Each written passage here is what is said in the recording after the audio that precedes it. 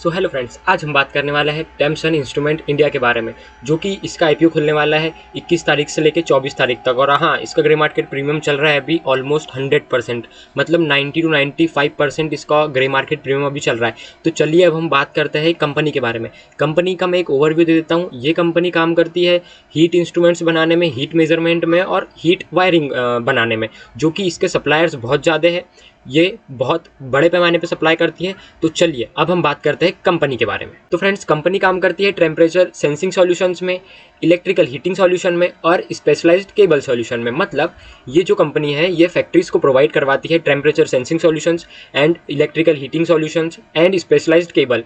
Means ये provide करती है पूरा हीटिंग मटेरियल, जो कि एक बहुत अच्छी बात है। और ये कंपनी के जो इंडस्ट्रियल एरिया है वो है steel industries, petrochemical, power, defence, nuclear, glass and others, जो कि एक बहुत अच्छी बात है। ये हमें अभी ग्रे मार्केट प्रीमियम इसका बहुत शानदार दिख रहा है। तो अभी फंडामेंटल भी हमें बहुत ही शानदार दिख रहा है। कंपनी बहुत शानदार नजर आ रही है बिकॉज ऑफ देयर अभी कंपनी बहुत से सेक्टर में काम कर रही है। तो चलिए अब बात करते हैं इसके फाइनेंशियल के बारे में। तो फ्रेंड्स, अब हम बात करने वाले हैं इसके रेवेन्यू और प्रॉफिट के बारे में। इसका हमें रेवेन्यू बढ़ते क्रम में नजर आ रहा है।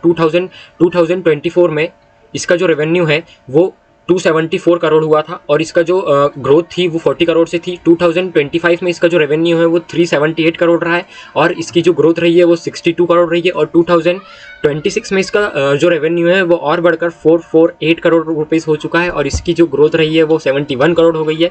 हमें ये बहुत अच्छी कंपनी नज़र आ रही है। इसका जो प्रॉफिट ग्रोथ है वो लगातार बढ़ते जा रहा है। इसमें अभी हमें कोई माइनस पॉइंट दिख नहीं रहा है और सबसे मेजर पॉइंट ये है कि इसका जो ग्रे मार्केट प्रीमियम अभी ऑलमोस्ट 100% चल रहा है। तो फ्रेंड्स, अब हम बात करते हैं इसके थोड़े से एडवांटेजेस और डिसएडवांटेज के बारे में। सो फ्रेंड्स, अब हम बात करते हैं इसकी स्ट्रेंथ, वीकनेस और रेवेन्यू ग्रोथ के बारे में। इसकी जो स्ट्रेंथ है वो मार्केट लीडिंग कंपनी है, जो कि मैंने आपको पहले ही बताया।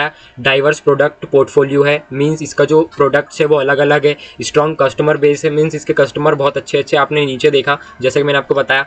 ग्लोबल फुटप्रिंट से ये बाहर सप्लाई कर रही है फॉरेन इंडस्ट्रीज में। इसका जो ग्रोथ है वो कंसिस्टेंट नजर आ रहा है। इसकी जो फाइनेंशियल ग्रोथ है बहुत ही अच्छी नजर आ रही है। और हाँ, ये टेक्नोलॉजी और क्वालिटी पे फोकस करती है, जो कि एक बहुत अच्छी बात है।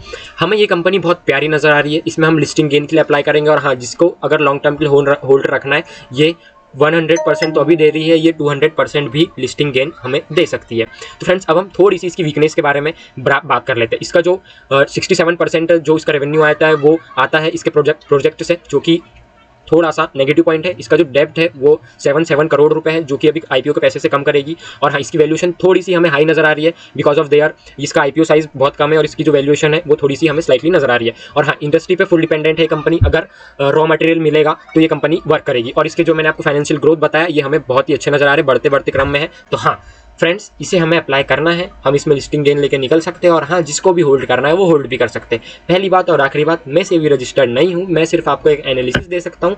ये आपके ऊपर डिपेंड करता है कि आपको इसे अप्लाई करना चाहिए या फिर नहीं करना चाहिए। तो मिलते हैं अगली ऐसी ही नेक्स्ट वीडियो में और बहुत ही शानदार रिजल्ट के साथ इस आईपीओ का। हम बात करेंगे अब नेक्स्ट आईपीओ के बारे में। तब तक के लिए जय हिंद, जय भारत।